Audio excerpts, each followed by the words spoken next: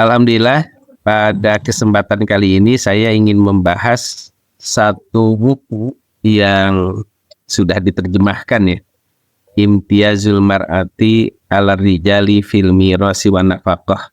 Buku ini menarik karena membantah pernyataan atau pendapat para orang-orang yang sekuler yang menganggap bahwa Islam itu tidak adil. Dalam hal ini laki-laki mendapat 2 bagian, sedangkan perempuan hanya mendapat 1 bagian saja. Maka Dr. Salahuddin Sultan itu membuka bagaimana hak-hak wanita yang harus dipenuhi oleh laki-laki dalam khazanah ulama-ulama Ahlus Sunnah wal Jamaah. Maka melihat besarnya hak-hak wanita dalam urusan nafkah, maka sebenarnya mendapatkan 1 bagian dalam urusan waris itu, tapi dia akan mendapatkan dari suaminya nafkah yang begitu besar yang suami ini hampir-hampir tidak bisa memenuhinya kalau tidak dimodali gitu. Salah satu modalnya adalah mendapatkan waris 2 bagian. Jadi kalau dilaksanakan secara kafah Islam itu, ya wanita itu mendapatkan banyak kelebihan dalam urusan nafkah dan waris. Ide dasarnya begitu dan beliau buktikan baik secara ilmiah maupun secara nalar sunnah ya, berdasarkan kaidah-kaidah yang diambil dari Quran, hadis, kemudian juga pendapat para ulama 4 mazhab Ahlus Sunnah wal Jamaah. Saya punya pengalaman menarik dengan buku ini. Jadi buku ini sempat saya sembunyikan dulu di perpustakaan keluarga. Mengapa? Karena merasa tidak bisa memenuhinya gitu kan. Jadi biar saya aja yang tahu gitu. Sambil ya sedikit-sedikit lah berusaha untuk. Tapi ya akhirnya ketahuan juga. Apa ini gitu. Ketika dilihat-lihat, wah jadi terinspirasi lah istri. Cuma ya kalau kita menyadari bahwa situasi itu harus dicapai dengan perjuangan, kemudian harus bertahap, ya akhirnya jadi cita-cita. Walaupun belum semuanya bisa dilaksanakan. Ini foto di belakang itu Dr. Salahuddin Sultan, pendiri banyak Islamic Center di Amerika dan dosen luar biasa di Universitas Bahrain. Itu ada bukunya, 2 versi tapi isinya sama dan itu sudah diterjemahkan. Kemarin saya coba beli lagi 4 buku. Sekarang tersisa 2 buku karena saya bagi-bagikan mengingat hal ini cukup penting. Saya akan meresensi saja tentang buku ini gitu. Misalnya di halaman 110 sampai 114 ini ada hak nafkah istri di dalam Islam. Dalam arti dia berhak mendapatkan apa dari suaminya.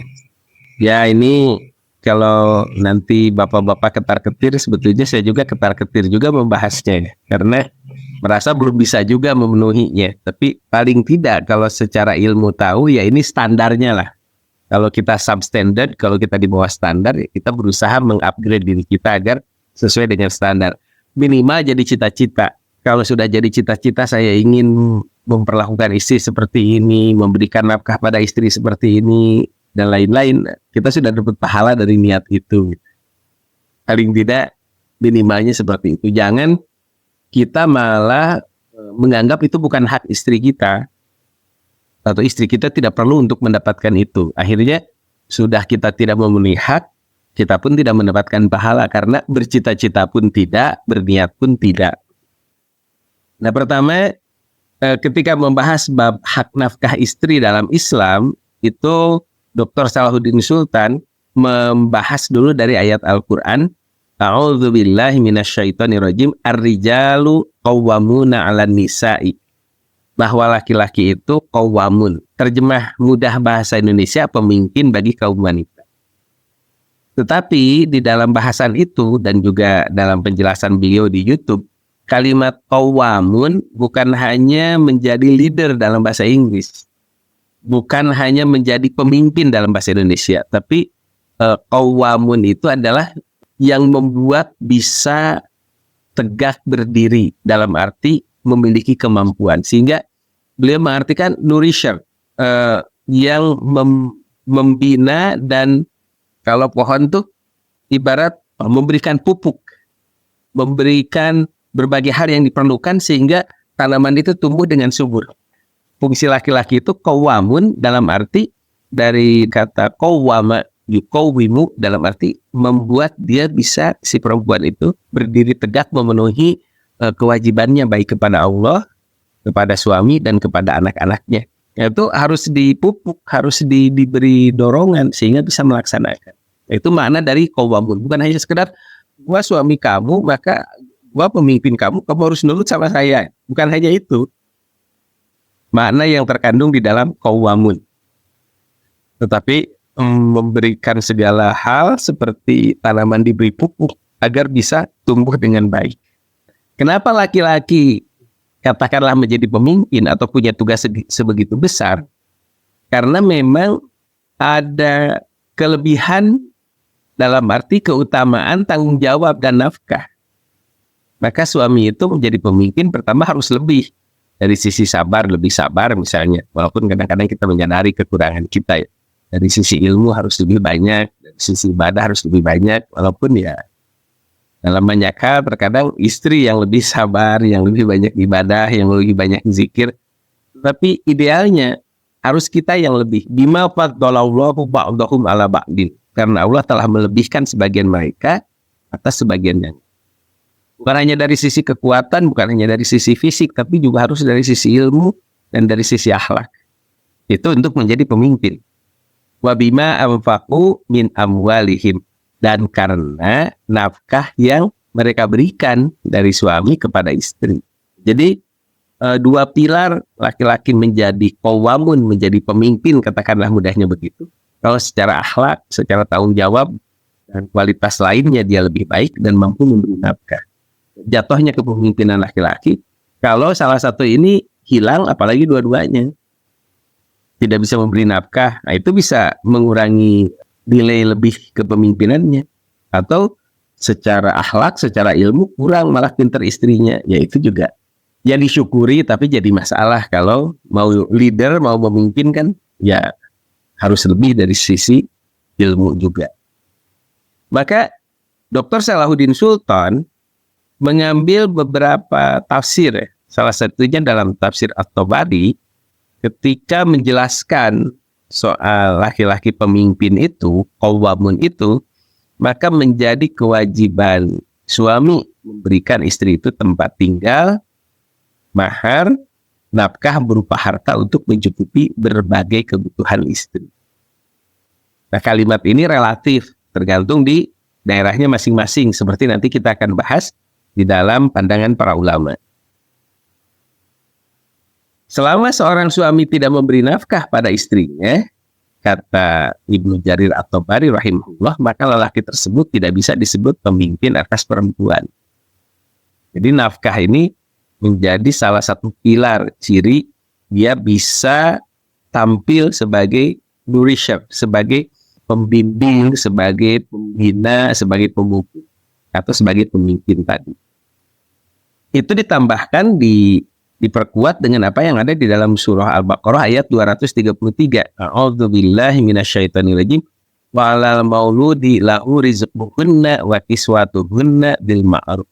Dan kewajiban ayah menanggung rezeki, dalam hal ini bahkan ditegaskan termasuk pakaian, bukan hanya rezeki secara makanan saja atau hal yang sifatnya nafkah, tapi bahkan wa kiswatuhunna bil ma'ruf.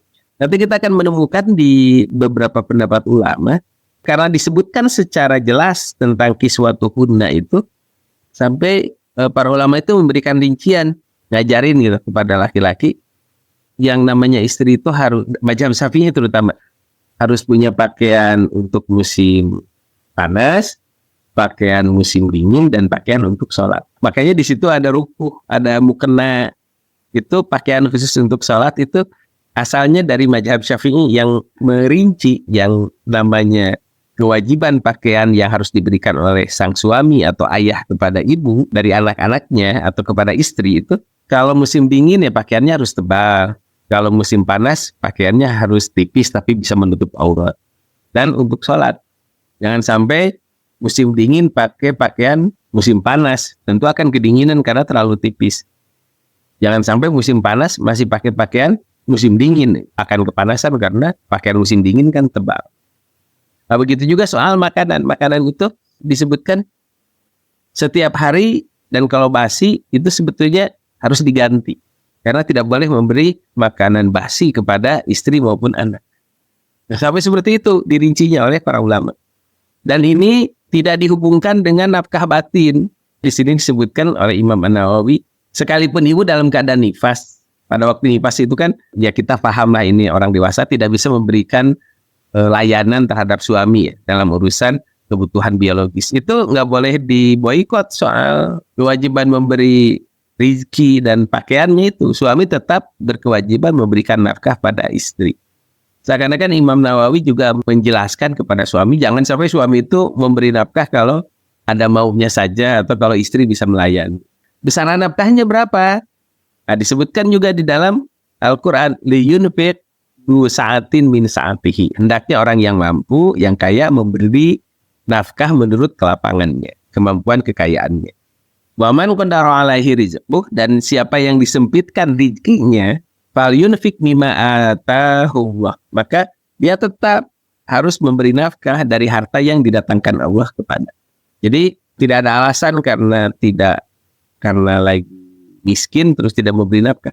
Ya Allah kasih berapa, kasihkan itu. Fal yunfiq mimma atahullah, berikan apa yang Allah berikan kepadamu. Ya nanti istri aja yang atur.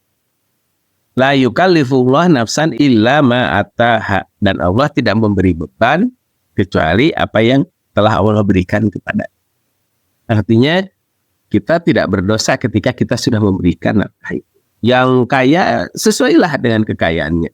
Yang lagi disempitkan rezekinya, apa yang Allah berikan kepadanya kasihkan. Dan fadilah ketika kita memberikan nafkah kepada istri, saya Allah ba'da usri yusra, Allah akan memberikan kelapangan sesudah kesempitan. Jadi Quran itu menyebutkan kalau kita mau mudah hidup, mau lapang hidup, itu jangan pelit sama keluarga, jangan pelit sama istri. Kenapa? Dalam surat 65 At-Thalaq ayat 7 ini, Allah akan memberikan kelapangan sesudah kesempitan. Katanya kalau suami rezekinya susah, yang harus pertama dikoreksi itu, dia pelitnya sama keluarga, pelitnya sama istri. Nah, kalau sama istri pelit, ya nggak akan diberi kelapangan. Tetap aja akan susah, sempit. Ibu-ibu senang nih kalau dibahas begini. Tapi ya begitulah Quran mengatakan. Jadi kesimpulannya, memberi nafkah pada istri itu memperlancar usaha dan mudah kaya. Yang jelas disebutkan oleh Allah di dalam Quran itu, saya ja'alullah ba'da usri yusra. Allah akan jadikan urusan-urusan yang tadinya sempit itu menjadi lapang. Artinya urusan menjadi lebih mudah ketika orang itu bertanggung jawab pada keluarga. Malaikat itu hormat, ajri, sayang, kagum kepada orang-orang yang dalam kehidupannya dia hamba Allah dan dia tidak melupakan hak-hak dari keluarganya. Maka kalau kita lagi susah, kita harus minta doa itu dari sepasang bidadari. Siapa itu? Minta doa pada ibu dan minta doa pada istri. Ya ditambah pada anak-anak perempuan. Paling tidak dua hal ini. Doa sepasang bidadari ini sangat besar sekali dampaknya bagi seorang laki-laki, bagi seorang suami.